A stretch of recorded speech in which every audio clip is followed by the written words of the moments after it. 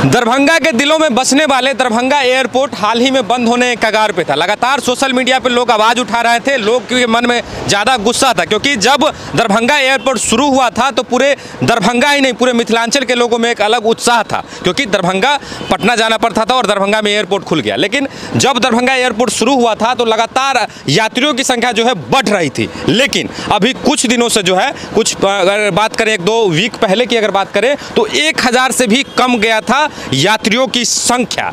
तो ये रहा अभी तक के एयरपोर्ट के मतलब इस तरह का जो है डिटेल्स हुआ। लेकिन अभी जो हमारे पीछे ये टर्मिनल देख रहे हैं, ये एंट्रेंस गेट बनाया गया है नया वाला, जिसका उद्घाटन जो है 26/6/2022 को जो है कर दिया गया है। पथ निर्माण मंत्री नितिन, जो अभी पूर्व में मंत्री हो गए हैं, उनके द्वारा, नितिन नवीन के द्वारा उद्घाटन कर दिया गया है। लेकिन अभी तक ये चालू नहीं हुआ है। आपको बता दें कि उद्घाटन का मतलब होता है कि पूर्णतः जो है उसका चालू हो जाना। ये चालू हो जाता तो उद्घाटन के बाद चालू हो जाना चाहिए था, लेकिन नहीं हुआ। अब नहीं हुआ तो इसके वजह से कितना दिक्कत हो रहा है ये भी हम आपको दिखाएंगे। ये गेट अभी चालू नहीं है, इसके सामने एक गेट देखिएगा तो वो गेट चालू है और एक छोटा सा गेट है जो शुरू में जब एयरपोर्ट का उद्घाटन हुआ था तब से वो गेट का जो है चालू हुआ था और तभी से उसी गेट पे लोग आना जाना कर रहे हैं। बहुत छोटा सा गेट है, एंट्रेंस बहुत छोटा है, जिस वजह से लोगों को काफ़ी परेशानी होती है।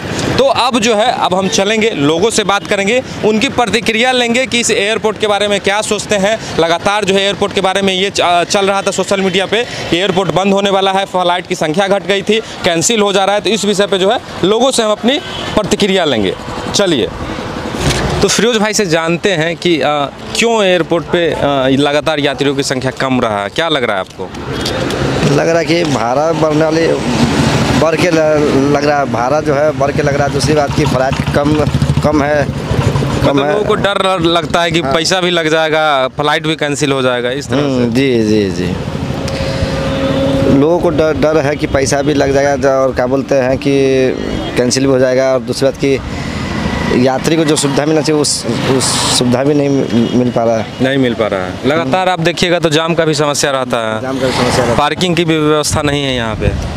पार्किंग जब लोगों ने मांग उठाई तो देख रहे पार्किंग सिर्फ बनाया, लेकिन लोगों जो यात्री छोड़ने आते हैं उसके लिए बैठने के लिए कुछ नहीं है। लोग ऐसे भटक रहे जहाँ तहाँ। मतलब यात्री जो आते हैं उनको धूप में अपना रहना पड़ता है, जहाँ तहाँ रहना पड़ता है, उनके लिए कोई व्यवस्था नहीं है। जी, उसके लिए कोई व्यवस्था नहीं है। इस पर है कि सरकार को ध्यान देना चाहिए। यहाँ जो भी कमी है उसको पूरा किया जाए। चलिए, तो फिरोज भाई सिंपल से शब्दों में कहा कि जो भी कमी है उसे सरकार के द्वारा पूरा किया जाए। बाकी अभी सरकार का जो है मंत्रिमंडल का गठन होना है क्योंकि बिहार में नया सरकार बन गया है। पहले एनडीए की सरकार थी और अभी महागठबंधन में नीतीश कुमार जुड़े हैं और महागठबंधन की सरकार बन गई है, जिसमें मंत्रिमंडल का गठन नहीं हुआ है। तो जल्द ही मंत्रिमंडल का गठन हो और इस सब पे काम पे थोड़ा स्पीड से किया जाए क्योंकि यात्रियों को बहुत परेशानी होती है। फिरोज भाई लगभग 2 घंटा से इसी धूप में खड़े हैं। क्या फिरोज भाई? जी, हम लगभग 2 घंटा से खड़े हैं। अब उड़ेगा तब उड़ेगा, जहाज़ के इंतजार में है। चलिए, बहुत बहुत धन्यवाद।